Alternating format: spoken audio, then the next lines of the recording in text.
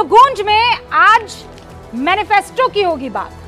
Congress party ने अपना manifesto, अपना न्याय पत्र, उस मैनिफेस्टो की नई जो है वो पैकेजिंग की है, नाम दिया है उस घोषणा पत्र को न्याय पत्र। ऐसे ही घोषणा पत्र की पैकेजिंग कर दी गई थी किसकी तरफ से?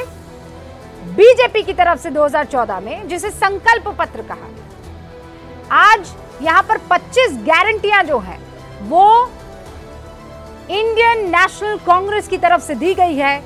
और यहां रैली को संबोधित करते हुए प्रधानमंत्री नरेंद्र मोदी कह रहे थे कि ये सिर्फ बातें करते हैं, कोई वादा नहीं होने वाला है। हम कह रहे हैं वादा तेरा वादा, और किसका वादा? पक्का वादा।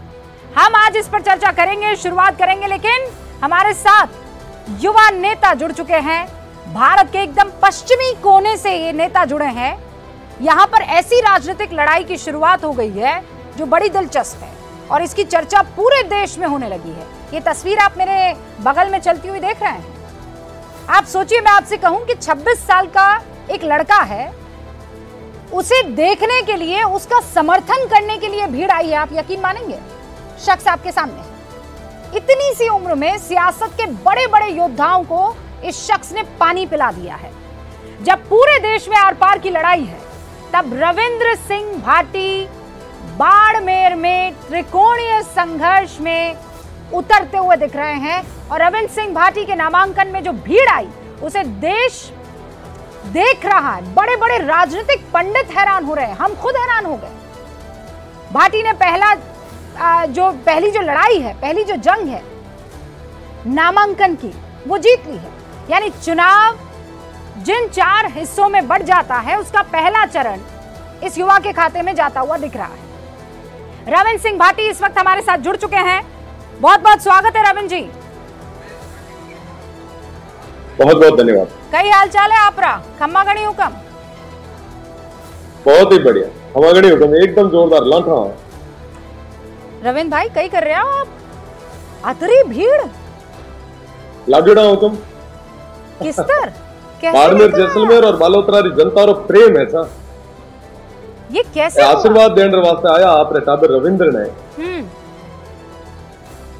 आपरे टाबर रविंद्र ने, आपरे भाई रविंद्र ने आशीर्वाद देने वास्ते आया और ये कहो कि रविंद्र की हिम्मत नहीं कम होनी चाहिए।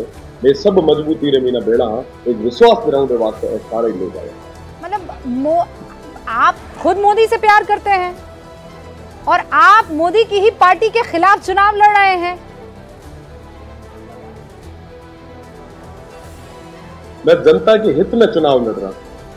2023 में भी निर्दलीय था, जनता का आशीर्वाद था, विधायक जनता ने बनाया। और 2024 में भी जनता के आदेश के अनुसार मैं मैदान में आया हूं और मुझे मेरे बाड़मेर, जैसलमेर और बालोतरा की जनता पे विश्वास है। वो पूरे तरीके से मेरी बात रखेंगे। उनके आदेश की पालना मैंने की है और मजबूती से आने वाले 26 तारीख के चुनाव में सब मुझे आशीर्वाद देंगे। पर रविंद्र भाई साहब, ये पहली बार तो नहीं है, पहली बार तो ये नहीं हो रहा है कि आपने ऐसे बगावत कर दी है। इससे पहले भी हमने वो बगावत देखी है। हाँ, और अब पहले निर्दलीय आप जीत कर आए, अब आप जो है लोकसभा में जा रहे हैं। ये बागी तेवर क्यों आ गए हैं? फिर तो पार्टी कहेगी ना कि आपके साथ कायर है। हुकम मारे तो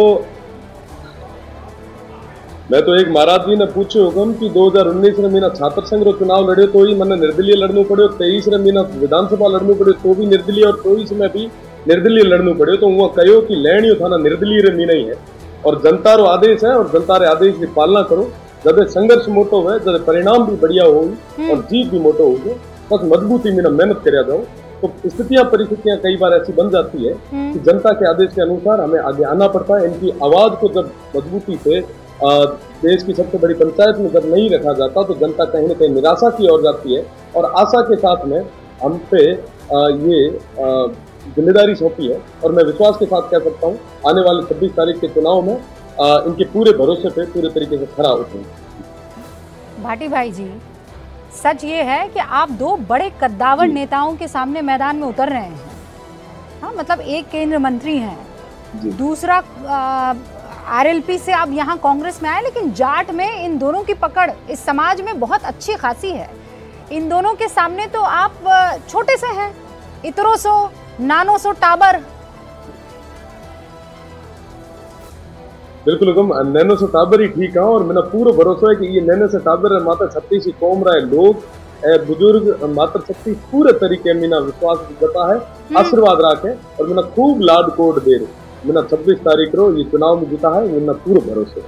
अच्छा, लेकिन मुझे ये बताइए